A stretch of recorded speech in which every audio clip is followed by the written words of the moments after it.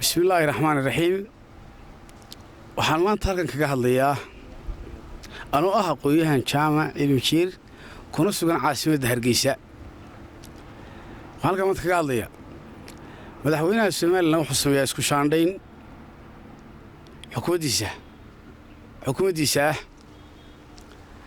isku shaandhayntaas oo aan saloogay mudane madaxweyne markaas isku shaandhayn samaynayso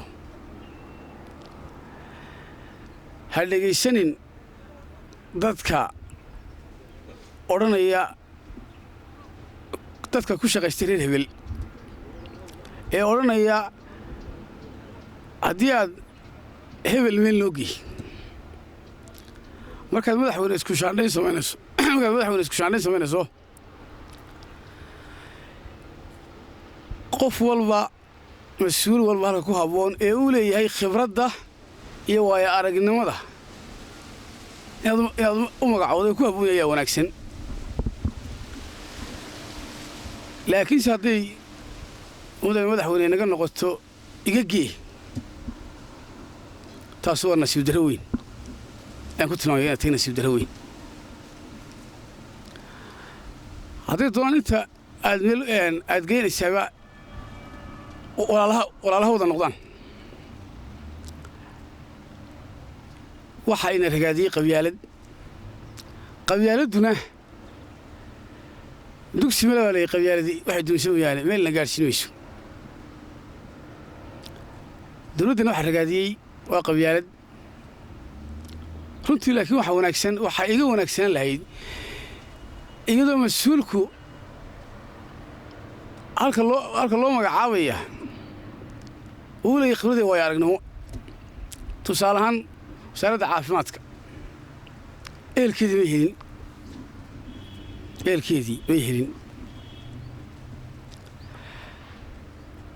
runtii cidda la magacaabayaa marka mas-uul meel loo dhiibayo waa in la eega kartidiisa, aqoontiisa, waayo aragnimadiisa. markaasuu haddii laakiinse loo dhiibo meel aanu aqoon u lahayn dee dam meeshu isla qoy baaba'aysa. laakiin marka mas-uulka loo magacaabo meesha uu khibradda u lahaa ee uu garanayey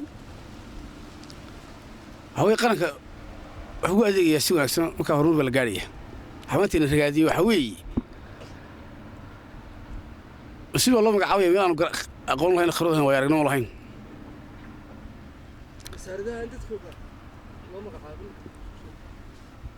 runtii tusaale ahaan waxaan soo qaadanayaa wasaaradda waxbarashadoo kale wasiirka xogeenkii wasaaradda waxbarashada oo ku magac dheeraa master garas nin runtii yuusuf cismaan garas wuxuu runtii mas-uul khibrad iyo waayo aragnimo u leh wasaaradda waxbarashada oo runtii manhajka waxbarashada beddelay horumar gaarsiiyey wasaaradda waxbarashada.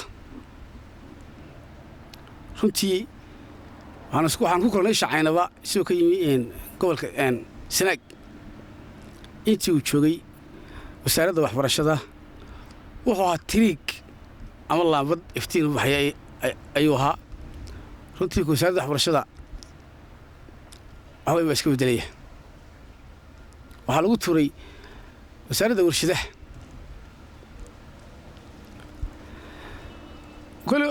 haddii nin hilible ah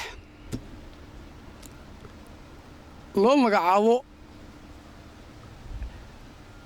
wasaaradda arrimaha dawladda oo kale de halkaas waxa weeye dhibaatooyin ayaa ka imanaysa. weli mas-uuliyiintan la kala beddelaya ee la isku shaandhaynaya mudane madaxweyne waxaan ku soo jeedin lahaa anoo qoyaan jiira oo runtii dadka waxandheendheeye ah. wasaarad kasta waxaa ku qurux badnayd ehelkeedii inay hesho. wasaaradda arrimaha dawladda oo kale inay hesho qof diblomaasiya وأرمي دبد خبرة ولا يوايا رجنمو وبيشي عالمك كان أرجعين كريا قد يد يو مدحبنا جمهورية الشمال وسردي عافماتك إنه شو وسير خبرة يوايا رجنمو أوليه حالة عافماتك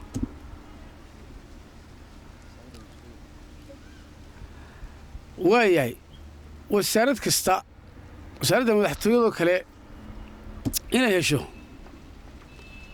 إيركيدي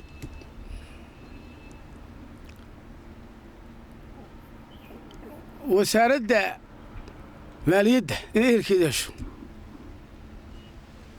ما آخر هير هيركوجية تصين نسيب درو وحمانت نسيب درو إنها يستوحوي هير هيركوجية وده بس رغاقي هدي وسير اللي بدلو waxaan aad u aad u hambalyeynaa wasaaradda arrimaha gudaha oo isbedel ka dhacay waxaan u hambalyeynaa wasiir waran cadde oo markaa baneeyey meeshii oo lagu waxaan kale leeyahay gudoomiyaha golaha wakiilada ciro ha baneeyo jagadan labadan jago isku haya ma wanaagsana ha baneeyo tan baarlamaanka oo ha tartamo dee yani xusbiga waddani hawgo si dadka يعني عضني هريرها قرفة لو سووا يكرسيها وحن كله ليه هاي كدوميها قولها قورتها سنا هبنا يشجع سنا وكفر ديو سلوا سودوا يدت كان عضني سامي كعضني كان يعني والله تاسنا والله حاجة قلبيت كانوا حليه هاي أنا كسور قويني حاجة قلبيت أقيلو كده تاجنت هاي مدحوينها 6 سنة 60 كو مدحوينهم بقى 60 مدحوينهم قدنا كتير تلقتين سامي لسان قبل باستان شوشي قيادة يبوقا وحشودة وقرن نمدي يالي يدك والسلام عليكم ورحمة الله وبركاته.